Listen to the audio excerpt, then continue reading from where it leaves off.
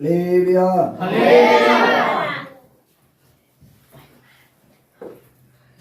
மூன்றாவது சங்கீதம் 5வது வசனம் படிங்க. 5வது வசனம். ಶ್ರೇಷ್ಠ ವರಗಳಿಂದ ನಿನ್ನ ಆಶೆಯನ್ನು ಪೂರ್ತಿಗೊಳಿಸುತ್ತಾನೆ, ಅದ್ದಿಗೆ ಬರುವಂತೆ ನಿನಗೆ ಯೌವನವನ್ನು ತಿರುಗಿ ಬರಮಾಡುತ್ತಾನೆ. கழுகுக்கு சமானமாய் உன் வயது திரும்ப வாழ வயது போல மாறுமா. 103வது சங்கீதம் 5வது வசனம். கழுகுக்கு சமானமாய் உன்னுடைய வயது திரும்ப வாழ வயது போல மாறும். அப்படின்னா என்ன அர்த்தம்? இன்னைக்கு இதை குறித்து நம்ம தியானிக்கலாம். கழுகுக்கு சமானமாய் உன்னுடைய வயது திரும்ப வாழ வயது போல மாறும். அதனுடைய அர்த்தம் என்ன அப்படின்னா, கழுகு வயசானதுக்கு பிற்பாடு அது போய் என்ன பண்ணும் அப்படின்னா, ஒரு பாறை மேலே மோதி தன்னுடைய அழகு இருக்குது இல்லையா, வாய், அதை உடச்சிக்குமா. வயசானதுக்கு பிற்பாடு பாறை மேலே போய் மோதி அழகை உடச்சிக்கிறோம். அப்புறம் தன்னுடைய நகைகள் எல்லாம் பாறை மேலே கீறி கீறி கீறி கீறி நகை எல்லாம் உடச்சிக்கிறோம். அதுவே உடச்சிக்கிறோம். செட்டையெல்லாம் பாறை மேலே அடித்து அடித்து அடித்து அடித்து ரெக்கையும் உடச்சிக்கிறோம். இருக்கிற ரெக்கையெல்லாம் போயிடும். இப்போ கழுகு எப்படி ஆகுதுன்னு கேட்டிங்கன்னா, உடம்புல இருக்கிற முடிகிடியெல்லாம் உதிர்ந்து விலன் இல்லாமல் போயிடும். இந்த நேரத்தில் கழுகு சாப்பிடாதான். கழுகை குறித்து நீங்கள் ஹிஸ்ட்ரி படிச்சிங்கன்னா தெரியும். இந்த நேரத்தில் கழுகு என்ன செய்யாது? சாப்பிடாது. சாப்பிடாம விலனெல்லாம் போய் அப்படியே காத்திருக்குமா காத்திருக்குமா காத்திருக்குமா காத்திருக்குமா. மறுபடியும் என்ன செய்யும் அப்படின்னா, அது அப்படி இருக்கிறதுனால உடம்புல மறுபடியும் ஒரு புது பலன் மறுபடியும் புதுசாக ரெக்க முளைக்க ஆரம்பிக்குமா. மறுபடியும் புதுசாக அழகு வர ஆரம்பிக்குமா. மறுபடியும் புதுசாக நகம்லாம் வர ஆரம்பிக்குமா. எப்படி இருந்த கழுகு? எப்படி இருந்த கழுகு? வயசான கழுகு. வயசானதுக்கு பிற்பாடு இப்படி போய் பண்ணுமா. இப்படி பண்ணு, மறுபடியும் புதுசாக ரெக்க சட்டை நகலாம் அழகுலாம் மறுபடியும் புதுசாக எழும்பி வருமா. அப்போ அதுக்கு புது பலன் இருக்குமா. இப்படி சொல்லி ஹிஸ்ட்ரியில் இருக்குது, பைபிள்லேயும் அது சொல்லியிருக்குது. எங்கே படிக்கிறோம்? ஏசாயால படிங்க. ஏசாயா 40வது அதிகாரம் 31வது வசனம். ಯೆಹೋವನನ್ನು ನಿರೀಕ್ಷಿಸುವವರು ಹೊಸ ಬಲವನ್ನು ಹೊಂದುವರು, ಹದ್ದುಗಳಂತೆ ರೆಕ್ಕೆಗಳನ್ನು ಚಾಚಿಕೊಂಡು ಏರುವರು, ಓಡಿದರು ದಣಿಯರು, ನಡೆದರು ಬಳಲರು. கர்த்தருக்காக காத்திருக்கிறவர்கள், ஆண்டவருக்காக காத்திருக்கிறவங்க புது பலன் அடைந்து கழுகை போல சட்டைகளை எடுத்து எழும்புவாங்களாம். அதான் கழுகுடைய வாழ்க்கையை அந்த இடத்துல சொல்லியிருக்குது. கழுகு தன்னுடைய பலனெல்லாம் இழந்த பிற்பாடு, வயதான பிற்பாடு மறுபடியும் பலனை புதுப்பிச்சுக்கிறோம். அதுக்குள்ள பலன் குறையாது. இப்போ நம்ம ரட்சிக்கப்பட்டப்ப என்ன வேகத்தில் இருக்கிறோமோ அதே வேகத்தில் என்ன செய்யணும்? அதே வேகத்தில் நம்ம தொடர்ந்து ஓடணும். ரட்சிக்கப்படும் போது என்ன வேகம் இருக்குதோ, இயேசுக்கா நான் இது செய்ய போறேன் அப்படிங்கிறத கடைசி சாகிற வரைக்கும் ஓடணும். அப்படி ஏதாவது தடை வருதா, அதை உட்கார்ந்து தேவ சமூகத்தில் ஆராய்ந்து பார்த்து பலனை புதுப்பிக்கணும். நம்ம இன்னும் நம்முடைய பலன் இன்னும் புதுப்பிக்கப்படணும். நமக்கு ஓட்டத்தில் ஏதாவது ஓட முடியலையா? சில நேரத்தில் சாத்தான் குறைகள் சொல்லலாம். சில நேரத்தில் ஆண்டவரே நம்ம மேலே குறை சொல்லுவார். இல்லை, உனக்கு இந்த காரியம் எனக்கு முன்னால சரியா இல்லை, நீ செய்யறது தப்பு அப்படின்னு சொல்லி ஆண்டவரே நம்ம கிட்ட சொல்லுவார். ஆண்டவர் நம்மளை கரெக்ட் பண்ணுவார். நம்ம கிட்ட இருக்கிற குறைகளை நம்ம கிட்ட எடுத்து காட்டுவார். குறையே இல்லாம நீ உத்தமன்பா, நீ தான்ப்பா, உன்னை போல ஒரு ப்ரேயர் பண்ற யாருமே இல்லப்பா, இப்படியா சொல்லி ஆண்டவர் நம்மளை சொன்னாருன்னா நம்ம மைண்ட்ல என்ன வந்துடும்?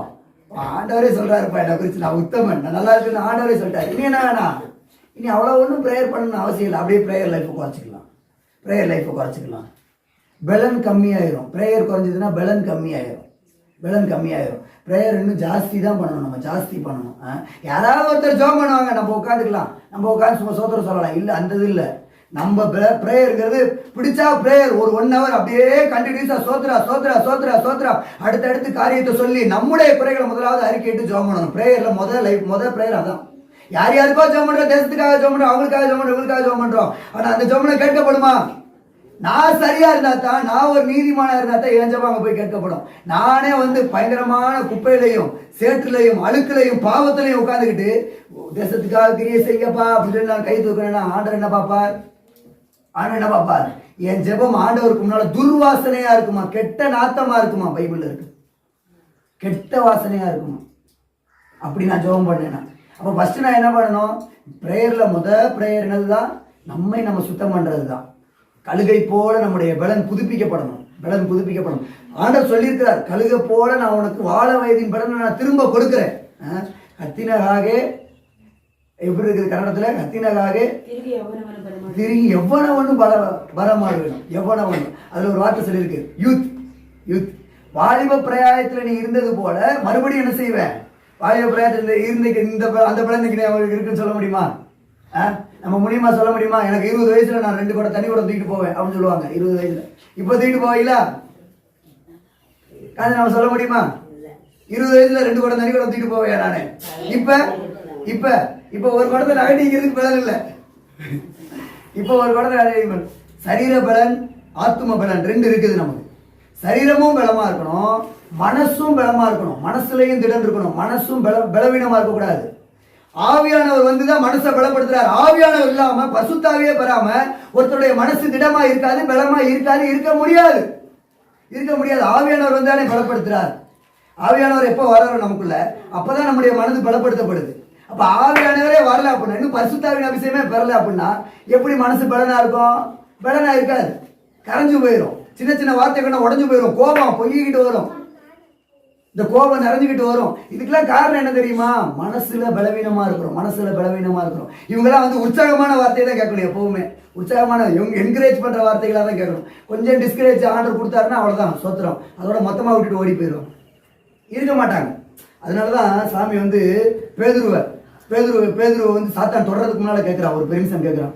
பேதுருவை என்கிட்ட கொடுங்க, நான் என்ன செய்ய போறப்பா? கோதுமையை புடைக்கிறது போல நான் அவனை புடைக்க போறேன் அப்படின்னு. கோதுமையை புடைக்கிறது போல என்ன அர்த்தம்? இப்போ கோதுமையை எடுத்து புடைச்சாங்கன்னா அதில் இருக்கிற அந்த அதை என்ன சொல்லுவாங்க, அதில் இருக்கிற வேஸ்டேஜ், அந்த கோதுமை மேலே ஒரு பதர் இருக்கும். அதை என்ன செய்யணும் அப்படின்னா, அப்படி லூக்கா எழுதி தரும். சீமோன் பேதுருவை சுலகினாலே புடைப்பதற்கு சாத்தான் இடத்துல உத்தரவு கேட்டுக்கொண்டான். 22வது அதிகாரத்துல இருக்கு. 22வது அதிகாரம் 31வது வசனம். ஆனா அந்த இடத்துல ஏசப்பா ஜெபிக்கிறாரு, இல்ல உன் விசுவாசம் ஒளிந்து போகாதபடிக்கு உனக்காக நான் ஜெபிச்சேன் அப்படிங்கிறாரு. 22 லூக்கா 22 31 32. ಸಿಮೆಯೋನನೇ ನೋಡು, ಸೈತಾನನು ನಿಮ್ಮನ್ನು ಗೋಧಿಯಂತೆ ಒನೆಯಬೇಕೆಂದು ಅಪ್ಪಣೆ ಕೇಳಿಕೊಂಡನು.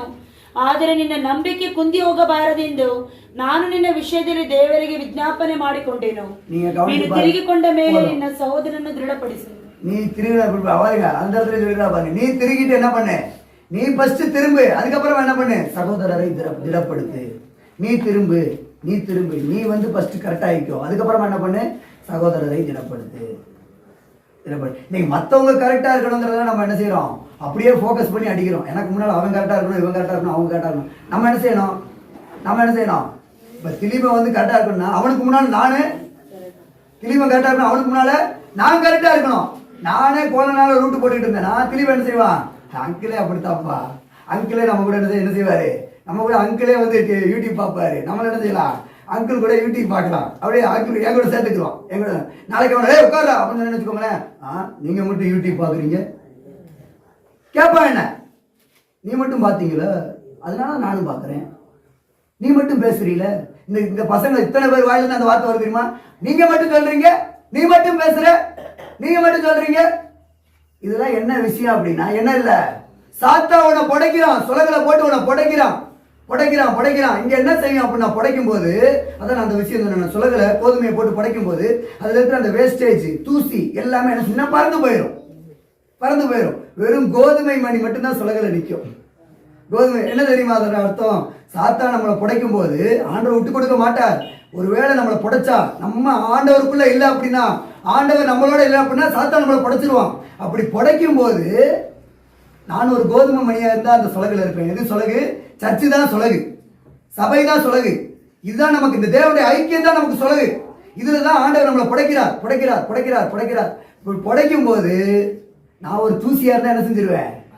பறந்து போயிடுவேன்.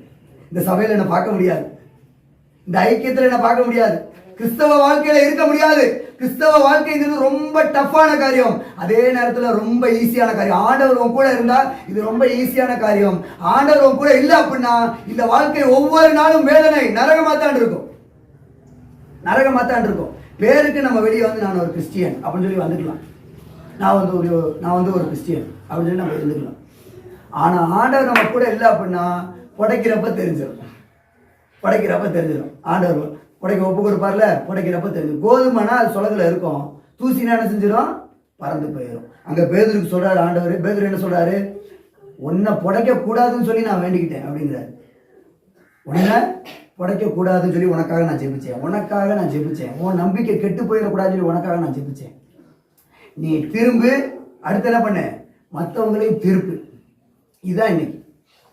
இது ஒரு பலன், இதுதான் பலன். இந்த பலனை நம்ம பெற்றுக்கொள்ளணும். பரிசுத்தாவியின் பலன் இது நமக்கு தேவை. இது வந்து உள்ளான மனுஷன்ல தான் கிடைக்குது. வெளியில நான் கை தட்டுறதுனாலயோ சத்தமா சோத்திரம் பண்றதுனாலயோ இந்த அந்நிய பாஷை பேசுறதுனால என்ன செய்யறதில்ல, வெளிப்பிரகாரமா இது நம்ம கிடைக்கிறது இல்லை. அவர் வரும்போது தான் இந்த அந்நிய பாஷை நமக்குள்ள இருந்து கிளம்புது. ஏதோ சும்மா டைம் பாஸுக்காக, பார்வைக்காக, அவங்களுக்காக, இவங்களுக்காக நம்ம கை தட்டி அந்நிய பாஷை பேசுறது இல்லை.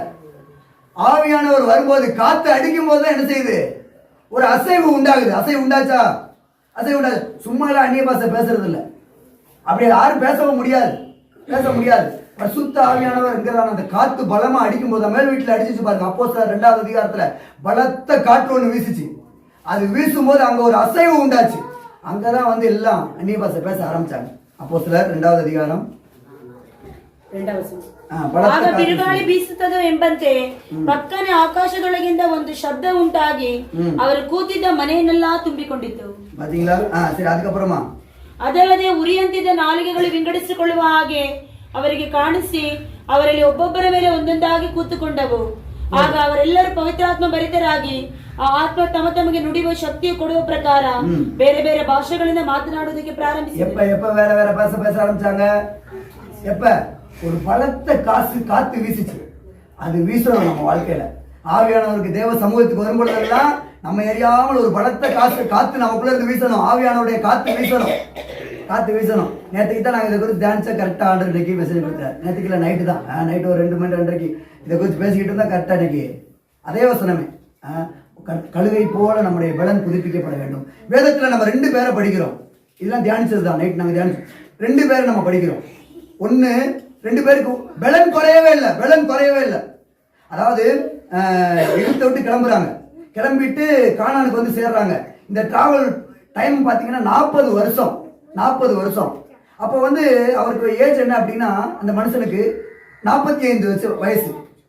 அந்த மனுஷனுக்கு 45 வயசு. எகிப்துல இருந்து கிளம்பும் போது கானானுக்கு வந்து சேரும் பொழுது அவனுடைய வயசு என்னவா இருக்கும்? 40 வருஷம் டிராவல் பண்றாங்க. அப்போ அவனுடைய ஏஜ் என்ன சொல்லுங்க பசங்களாம், கால்குலேட் பண்ணி சொல்லுங்க பார்க்கலாம். மேக்ஸ்ல யாரு இல்லாடின்னு பார்க்கலாம். 45 ஏஜ்ல வந்து அவங்க எகிப்துல இருந்து கிளம்புறாங்க. எகிப்துல இருந்து கானானுக்கு வந்து சேர்றதுக்கு 40 வருஷம் டிராவல் இருக்குது. அவன் 45 வயசுல கிளம்புறான். அப்ப அவன் எந்த ஏஜ்ல வந்து கானான்ல ரீச் பண்ணியிருப்பான்? எப்ப? 85. கரெக்ட். 85 வயசுல கானானுக்கு வந்து சேர்ந்தான். அந்த மனுஷன் என்ன சொல்றாரு தெரியுமா? நான் 45 வயசுல கிளம்புனேன்ல எகிப்துல இருந்து, அப்ப எனக்கு சரீரத்துல என்ன பலன் இருந்துச்சோ அதே பலன் இப்பவே இருக்குன்னு சொல்றான். எந்த வயசுல? 85 வயசுல எனக்கு அதே பலன் இருக்குன்னு சொல்றான். யாராவது சொல்ல முடியுமா? தேவ ஆவியினால் நிரப்பப்பட்ட மனுஷன் தான் அப்படி சொல்ல முடியும். ஹல்லேலூயா, ஹல்லேலூயா. 85 வயசுல அந்த வசனம் படிக்கலாமா? படிக்க. யோசுவா 14வது அதிகாரம். 85 வயசுலயும் எனக்கு அதே பலன் இருந்துச்சு.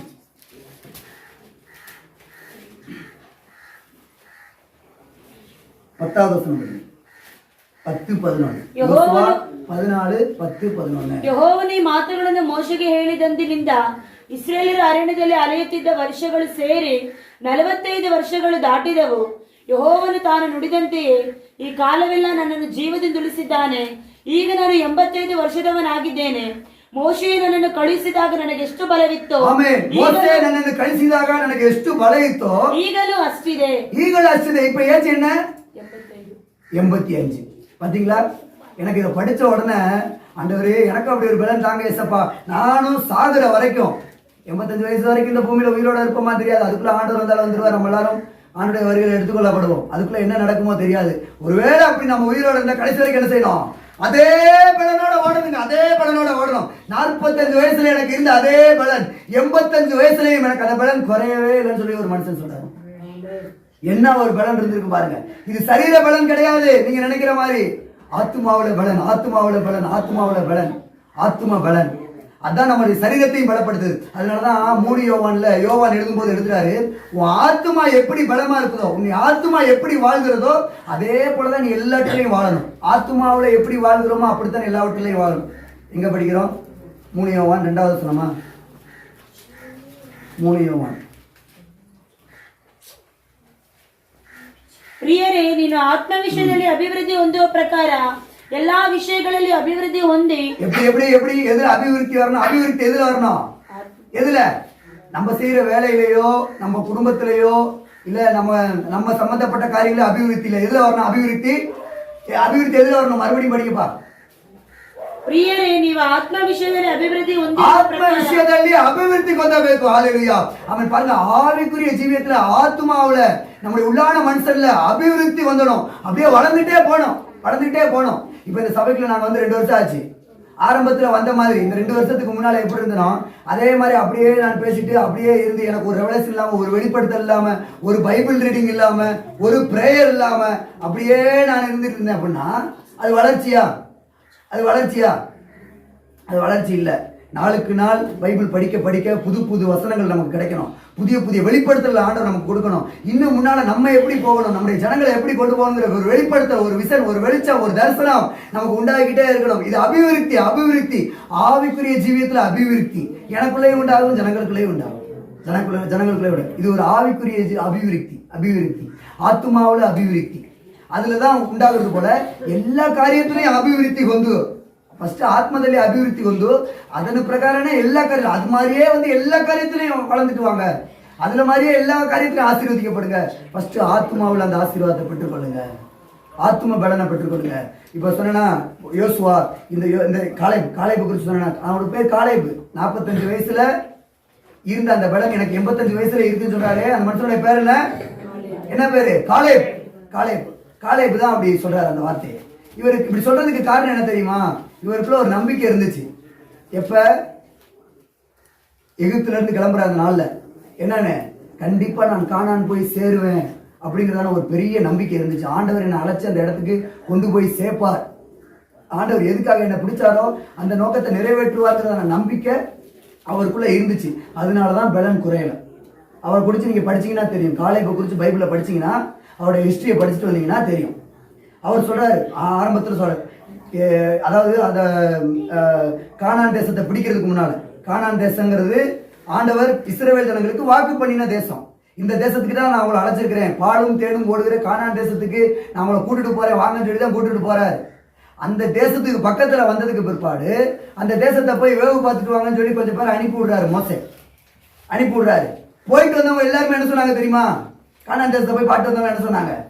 ஐயோ, அங்க ஜனங்க எல்லாருமே எப்படி இருக்கிறாங்க, அங்க ஜனங்களா எப்படி இருக்கிறாங்க, பெரிய ஆளா இருக்கிறாங்க, பராக்கிரமசாலியா இருக்கிறாங்க, ஒவ்வொருத்தரும் பாக்குறதுக்கு 8 அடி 10 அடி உயரம் இருக்கிறான், பெரிய ஆளா இருக்கிறான். நம்ம என்ன செய்ய முடியாது, அவங்களோட யுத்தம் பண்ணி நம்மளால ஜெயிக்க முடியாது. இதுதான் எல்லாருடைய வாயிலிருந்து அந்த வார்த்தையா இருந்துச்சு. எல்லாருடைய வாயிலிருந்து அந்த வார்த்தையா இருந்துச்சு. இன்னைக்கு நமக்குமே இந்த இடத்துல சபைங்கிறது ஜனங்க வர்றதுக்கு ஒரு கானான் தேசத்துல இருக்கிறதான ஒரு எதிரியை பார்க்குற மாதிரி தான் நம்ம பார்க்க வேண்டியதா இருக்கு.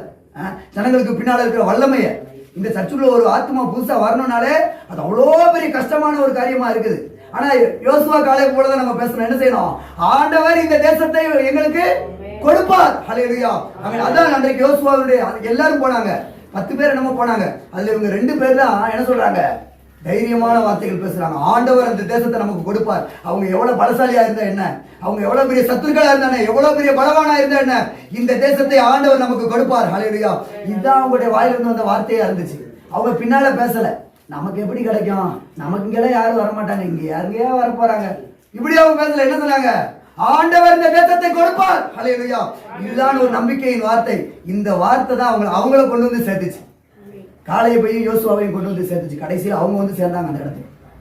மற்றவங்களாம் வந்து சேர்ந்தாங்கன்னு கேட்டீங்களா? இல்ல, எனக்கு தெரியாது. சாகுற வரைக்கும் பலன் குறையலையா? இன்னொரு ஆள் யாரு? மோசே. மோசே சாகுற வரைக்கும் பலன் குறையலையா? படிங்க உபாகமம் லாஸ்ட். சாகுற வரைக்கும் பலனா இருந்தார். உபாகமம் 34வது அதிகாரம் 7வது வசனம். உபாகமம் 34வது அதிகாரம் 7வது வசனம். மோசேக்கு சாகுற வரைக்கும் பலன் குறையலையா? என்ன மாதிரி பலன் பாருங்க. இதெல்லாம் நம்ம வாங்கிட்டு ஜோம் பண்ணணும். நம்ம அப்பா என்ன இந்த மாதிரி பலனா வச்சுக்கோங்க, எங்க பிள்ளைகளை பலனா வச்சுக்கோங்க, எங்க வயசானவங்க இருக்கிறாங்க ஹாஸ்டல்ல எல்லாரையும் பலனா வச்சுக்கோங்க. ஏசப்பா எல்லாரும் பலனா இருக்கணும் ராஜா, உமக்குள்ள நாங்கள் காக்கப்படணும். நாங்க அப்படி பலனா இருந்தா தான், நான் பலனா இருந்தா தான் என் ஃபேமிலியை நான் காப்பாற்ற முடியும். நானே பலவீனமா இருந்துட்டு ஊருக்காக, அதான் சொல்லுவாங்க, தான் செத்து மீன் பிடிச்சு என்ன பிரயோஜனம் அப்படின்னா என்ன அர்த்தம் தெரியுமா? தண்ணிக்குள்ள விழுந்துட்டான், மீனையும் பிடிச்சிட்டான், இவன் செத்து போயிட்டான், மீன் இவன் வெளியே வந்துட்டான், மீன் வெளியே வந்துருச்சு. இப்ப மீன் யாருக்கு? மீன் யாருக்கு கேட்கல. கேட்கல. அதான் அவன் பக்கத்தில் அவனால குறைஞ்சிட்டு இருக்கிற, எப்படி கேட்ப? கேட்க மாட்டேன். நீ தண்ணிக்குள்ள விழுந்துட்டான் மீன் பிடிக்கிறதுக்காக, மீனையும் பிடிச்சிட்டான், மீன் பிடிச்ச பிறப்பா செத்து போயிட்டான். இப்போ கரைக்கு வந்துட்டான், ஏன்னா டெட் பாடி கரைக்கு வந்துருச்சு. இப்போ கையில் மீன் இருக்குது, யார் சாப்பிட? யார் சாப்பிட? வேற ஒருத்தர் சாப்பிட்றதுக்காடி மீன் பிடிச்ச ராஜா, வேற ஒருத்தர் சாப்பிட்றதுக்காடி நீ விழுந்து விழுந்து ஜீவனா கொடுத்தான். ஃபர்ஸ்ட் எனக்கு அது பலனா மாறணும். நான் பலப்பட்டா மற்றவங்களை பலப்படுத்துவேன். நான் பலம் கண்டால், நான் பலம் கொண்டு எழுப்பினால் மற்றவன் உட்கார்ந்துருக்க கைப்பிடிச்சு தூக்கி எழுப்பேன். வாழ எந்திரான்னு சொல்லி இன்னொருத்தரை தூக்கி எடுக்கலாம். நானே தவந்துக்கிட்டு இருந்தா இன்னொருத்தரை எங்க தூக்கி எடுக்க? நானே தவந்துட்டு தூக்கி எடுக்க முடியுமா? தூக்கி எடுக்க முடியாது. மோசே பாருங்க, சாகுற வரைக்கும் பலன் இருந்துச்சா? படிச்சீங்களா? 34 உபாகமும். ஆமா, சாய்வாக 120 வருஷமாக 120 வயசுல மோசே செத்தாராம், இறந்தாராம்.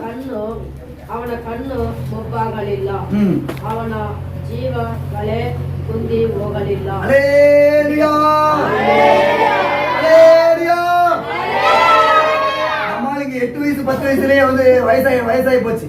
8 வயசு 10 வயசுலயே உட்கார முடியல. செவர் பக்கமா இருந்தா தான் உட்கார முடியும், இல்லைன்னா உட்கார முடியாது. ஏன்னா முதுகு தண்டுவடம்லாம் போயிருச்சு. பிள்ளைகள் நிறைய பேர் பாட்டி ஆயிட்டாங்க பாவம். அதனால சாப்பிடும் போதெல்லாம் பாத்தீங்கன்னா எல்லாம் செவரில் சாஞ்சுதான். ஏன்னா இப்போ 8 வயசு 10 வயசு 12 வயசு 15 வயசு இன்னும் 20 தொடல. அதுக்குள்ளே என்ன ஆகி போச்சு? எல்லாருக்கும் தண்டு உடம்பெல்லாம் வலிக்க ஆரம்பிச்சிருச்சு. எல்லாம் வந்து செவரு அண்டை கொடுத்து தான் உட்காருவாங்க. மோசே 120 வயசு பலனா இருந்தாராம். எப்படி இருந்திருப்பார் பாருங்க. 120, இதெல்லாம் நீங்க வச்சு ஜோம் பண்ணணும். 120 வயசுல ஒரு பையன், ஒரு மனுஷன் சாகுற வரைக்கும், 120 வயசு வரைக்கும் ஒரு மனுஷன் பலனா இருந்தான்னு சொல்லி பைபிள்ல சொல்லியிருக்கிறேன். சப்பா, ஏன் அந்த பலனை எங்களுக்கு கொடுக்க மாட்டேங்கிறீங்க? யோசிச்சு பாருங்க. பலன் குறையிறதுக்கு இதெல்லாம் காரணம். நம்முடைய பலன் குறையிறதுக்கு, நம்முடைய ஆத்ம பலன் குறையிறதுக்கும், சரீர பலன் குறையிறதுக்கும், இது போல ஆவிக்குரிய காரியங்களை நம்ம இன்ட்ரெஸ்ட் கொடுத்து, முக்கியத்துவம் கொடுத்து, இதுதான் வாழ்க்கை, இதுதான் சத்தியம், இதுல தான் நம்ம போக வேண்டும். இதுல நம்ம முன்னால போனோம் அப்படின்னா, இதையே கடைபிடிச்சு போனோம்னா யாரை பார்க்கலாம்? கிறிஸ்துவுக்கு பைத்தியக்காரனா இருந்து கிறிஸ்துவின் இடத்துல போய் சேரலாம். நாங்க கிறிஸ்துவுக்கு பைத்தியக்காரங்க தான், கிறிஸ்துவுக்கு பைத்தியக்காரங்க தான். அதனால உலகத்துல நம்மளை பார்க்கறவங்க பைத்தியக்காரன் தான் சொல்லுவான். ஆமா, நான் பைத்தியக்காரன். யாருக்கு? நான் ஏசப்பாவுக்கு பைத்தியக்காரன், ஏசப்பாவுக்கு பைத்தியக்காரன். அதனாலதான் நாங்க வந்து ஊசி என்ன மருந்து எடுக்க மாட்டோம், நகை போட மாட்டோம். இதெல்லாம் பார்க்கும்போது நம்மள மற்றவங்க என்ன சொல்றாங்க? இவங்க பைத்தியக்காரங்க. கரெக்ட், நாங்க பைத்தியக்காரங்களா? யாருக்கு? ஏசப்பாவுக்கு நாங்க பைத்தியக்காரங்க, ஏசப்பாவுக்கு பைத்தியக்காரங்க. உலகத்துல இருக்கிற காரியம் ஒன்று நம்ம இடத்துல வேண்டாம். மோசையினுடைய பலன் அந்த அளவுக்கு இருந்ததுக்கு காரணம், மோசே மத்த இஸ்ரவேல் ஜனங்களோட போய் கூத்தடிக்கல. மத்த இஸ்ரவேல் ஜனங்களோட சேர்ந்து மத்த இஸ்ரவேல் ஜனங்களாம் கூத்தடிச்சு கொண்டாடி விருந்து சாப்பிட்டுக்கிட்டு இருந்தாங்க. அவங்கள குறிச்செல்லாம் 1 கொரிந்தியர் 10வது அதிகாரத்தில் எழுதி இருக்குது. சாப்பிட்டார்கள், புசித்தார்கள், ஆட்டம் ஆடினார்கள், ஆண்டவருடைய கோபம் அவர்கள் மேல் வந்தது. 1 கொரிந்தியர் 10வது அதிகாரத்தில் இருக்குது. அவங்க நல்லா சாப்பிட்டாங்க, நல்லா புசிச்சாங்க, சந்தோஷமா இருந்தாங்க, ஆட்டம் ஆடினாங்க, டான்ஸ் ஆடினாங்க. ஆனால் ஆண்டவருடைய கோபம் அவங்க மேல வந்தது. பிரியமானவர்களே, 1 கொரிந்தியர் 10வது அதிகாரம் தானே. அவர்கள் புசித்தார்கள், குடித்தார்கள், பிற்பாடு பாவத்தில் விழுந்தார்கள். இதன் மூலமாக ஆண்டவருடைய கோபம் அவங்க மேல வந்தது. 1 கொரிந்தியர் 10 தான். 1 கொரிந்தியர் 10 படிங்க, 7வது வசனம். ಅವರಲ್ಲಿ ಕೆಲವರು ವಿಗ್ರಹಾರಾಧಕರಾಗಿದ್ದರು, ಜನರು ಉಣ್ಣುವುದಕ್ಕೂ ಕುಡಿಯುವುದಕ್ಕೂ ಕೂತುಕೊಂಡರು, ಕುಣಿದಾಡುವುದಕ್ಕೆ ಎದ್ದರು ಎಂದು ಬರೆದದೆಯಲ್ಲ. ನೀವು ವಿಗ್ರಹಾರಾಧಕರಾಗಿರಬೇಡಿರಿ. ಇದனால ஆண்டவருடைய கோபம் எப்போ வந்ததா? ಅವರಲ್ಲಿ ಕೆಲವರು ಜಾರತ್ವ ಮಾಡಿ ಒಂದೇ ದಿನದಲ್ಲಿ 23,000 ಮಂದಿ ಸತ್ತರು. ನಾವು ಜಾರತ್ವ ಮಾಡದೇ ಇರೋಣ. இதனால ஆண்டவருடைய கோபம் தான் அவங்க மேல அதிகமாகி போச்சு. அங்க நன்மை உண்டாகல. குடிக்கவும் புசிக்கவும் இதுல இம்பார்ட்டன்ட் கொடுத்து அதுக்கு பின்னால போனோம்னா பெரிய ஒரு விழுக சம்பவிக்கும். பலன் உண்டாகாது. போஜன பதார்த்தங்களினால் அல்ல, கிருபையினாலே இருதயம் ஸ்திரப்படும். சாப்பாடு சாப்பிட்டதுனால இருதயம் ஸ்திரப்படும் சொல்லி பைபிள்ல இல்ல. போஜன பதார்த்தங்களினால் அல்ல, சாப்பாடுனால உங்க இருதயம் ஸ்திரப்படாது. கிருபையினால் இருதயம் ஸ்திரம். எபிரேயர் 13வது அதிகாரத்துல இருக்கு அந்த வசனம். சாப்பாடு சாப்பிட்றதுனால இருதயம் ஸ்ட்ராங் ஆகாது, கிருபையினால் தான் இருதயம் ஸ்திரப்படும். இருக்கா? 8வது 9வது வசனத்தில் இருக்கு நினைக்கிறேன். போஜன பதார்த்தங்களினால் அல்ல, கிருபையினாலே இருதயம் ஸ்திரப்படும். 9வது வசனம். ನಾನಾ ವಿಧವಾದ ಅನ್ಯೋಪದೇಶಗಳ ಸೆಳೆವಿಕೆಗೆ ಸಿಕ್ಕಬೇಡಿರಿ. ದೇವರ ಕೃಪೆಯನ್ನು ಆದುಕೊಂಡು ಮನಸ್ಸನ್ನು ದೃಢ ಮಾಡಿಕೊಳ್ಳುವುದು ಉತ್ತಮವೇ. ಭೋಜನ ಪದಾರ್ಥಗಳನ್ನು ವಿಶೇಷಿಸುವುದರಿಂದ ಅದು ಆಗುವುದಿಲ್ಲ. ಭೋಜನ ಪದಾರ್ಥಗಳನ್ನು ವಿಶೇಷಿಸಿ ನಡೆದವರು ಏನೂ ಪ್ರಯೋಜನ ಹೊಂದಲಿಲ್ಲ. ஒரு பிரயோஜனம் கிடையாது. சாப்பிட்டா உடம்பு நம்ம அச்சை பசங்க ஜிம்முக்குலாம் போய்கிட்டு இருக்கிறாங்க. அதெல்லாம் என்ன ஆகாது. சாப்பிட்டு ஜிம்முக்கு போனாலும் என்ன பண்ணாலும் சரீர சுகம் அது ஆண்டவர் கொடுக்கிற ஒரு gift.